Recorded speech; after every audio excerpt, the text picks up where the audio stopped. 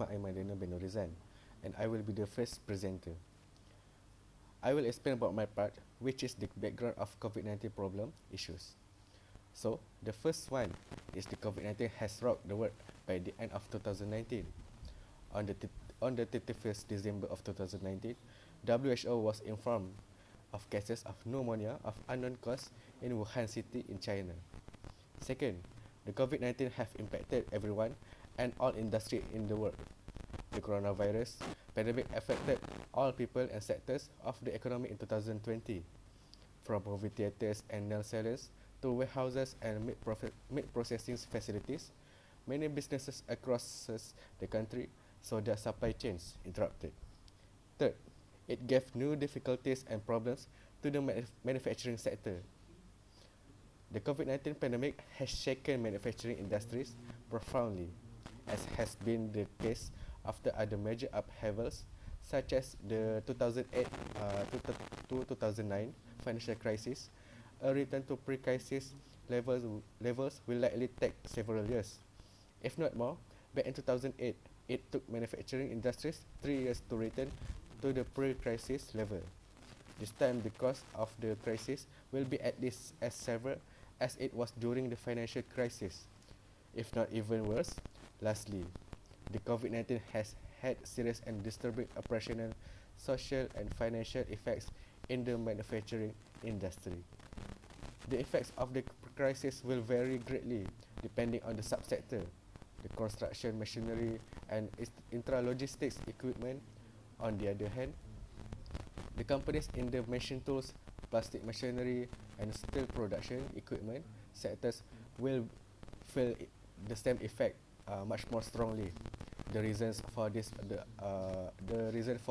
overcapacities that already existed before the coronavirus, and the acceleration of disruptions such as e-mobility. That's all from me. Now I will pass to the next presenter. Thank you. Assalamualaikum and hi. Today I would like to present about history and background manufacturing in Malaysia. Firstly, Malaysia's manufacturing industry has grown significantly. Malaysia's manufacturing sector has grown quickly since the early 1980s, when the country transitioned from an agrarian to an industrial economy. Furthermore, Malaysia has begun to adopt a plan to diversify its economy to become a country focused on economic activities with greater added value, while also reducing its over-reliance on commodities and upstream. Next is set a new record for allowed direct investment. Malaysia set a record for authorized direct investment in 2013. Foreign and local direct investment is increasing, and 192,000 new jobs with higher paying prospects for Malaysians have been granted. These investments were authorized for 5,669 projects, including 14 mega projects worth more than 1 billion and 82 major projects costing more than 100 million apiece.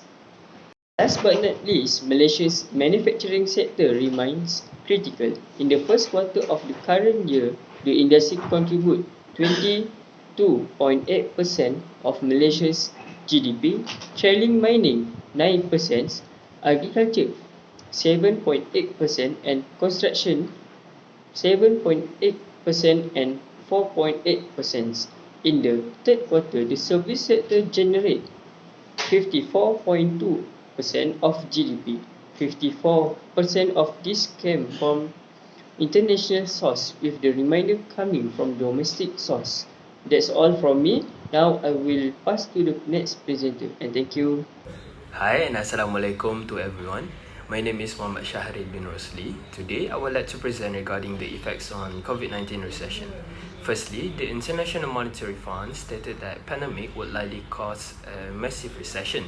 Primary sectors such as mining, secondary sectors such as manufacturing and tertiary sectors such as bank services are all forced to be stopped due to the Movement Control Order or MCO.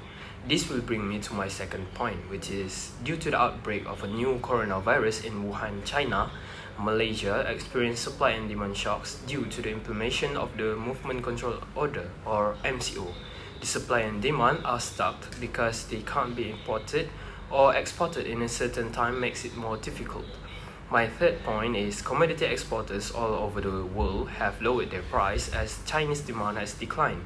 This is due to Chinese demand always comes in massive number including for the supply and demand. Hence, exporters lowered their prices to reattract them. And while the global manufacturers have faced production cuts, as Chinese factories has been closed, they need to rely on themselves only to produce a certain product and not to focus on China's factories. Last but not least, the MCO is taking a toll on the sector, which is manufacturing sector.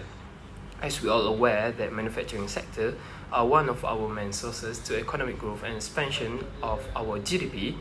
In the first 14 days of MCO, Malaysia had lost approximately around 12 and 9.9 billion due to manufacturing sector are being forced to close.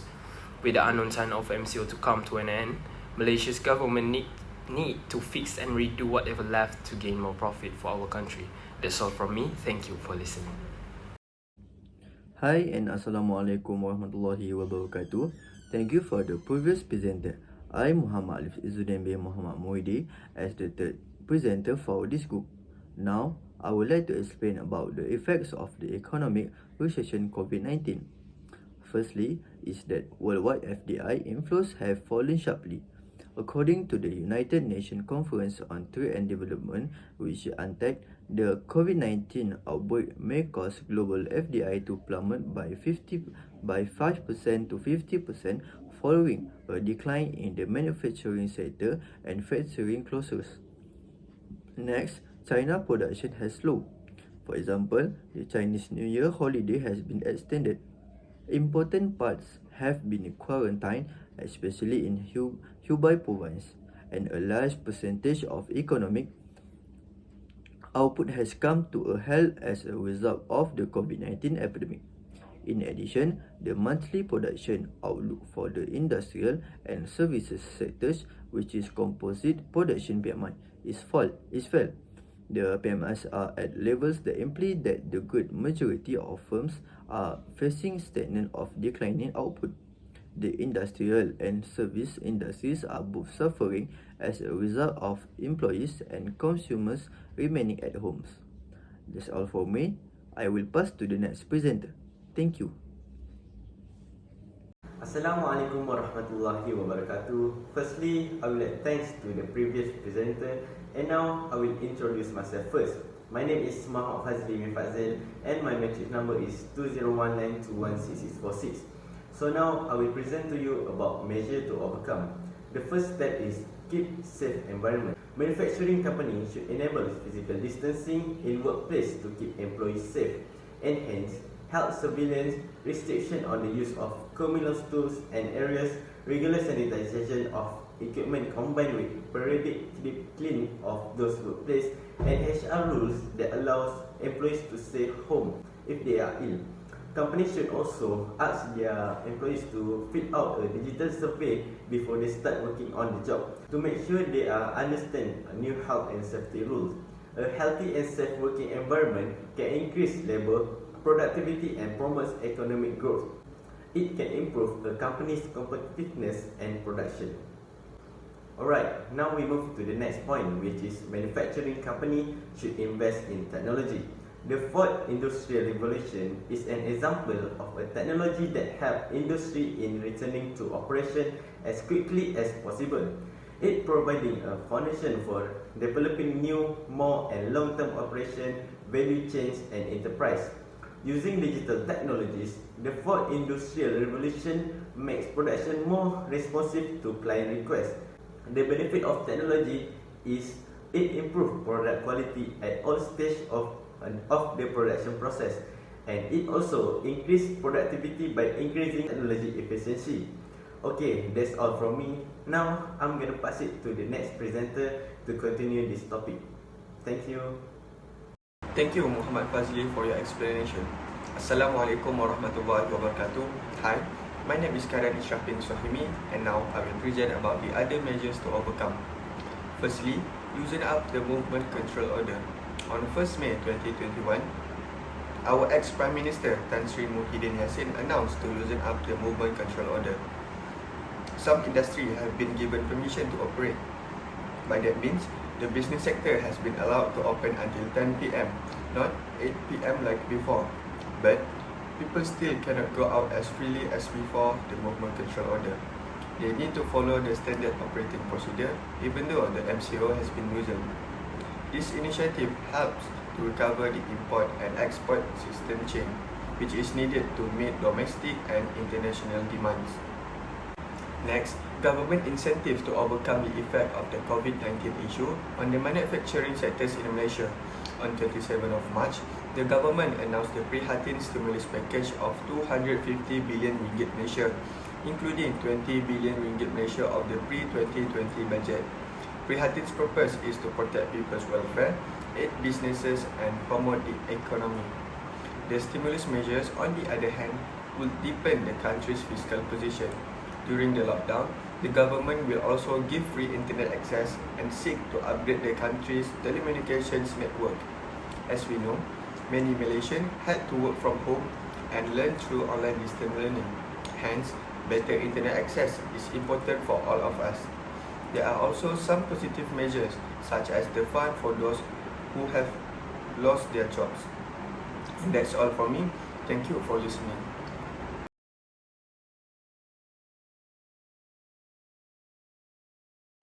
Assalamualaikum warahmatullahi wabarakatuh. My name is Wan Royal Akilah, representative from Group 2. Okay, two effects of the COVID-19 economic recession on the manufacturing sector. First is that Malaysia experienced supply and demand shocks. The second is that the manufacturing sector contributes significantly to economic growth and GDP expansion.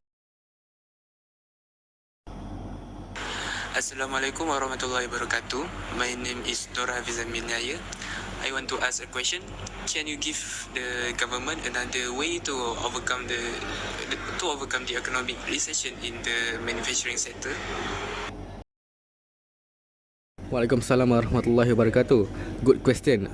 Thanks for asking. So me, Muhammad Aiman Daniel, will be the representative to answer that question.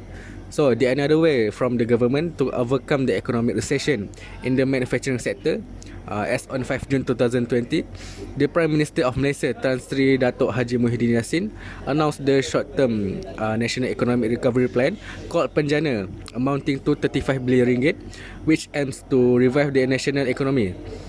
The Penjana will complete the various economic stimulus packages announced. The Penjana has about 40 initiatives to focusing on three main thrusts, namely empowering the people, driving business and stimulating the economy, which are also included in the manufacturing sector.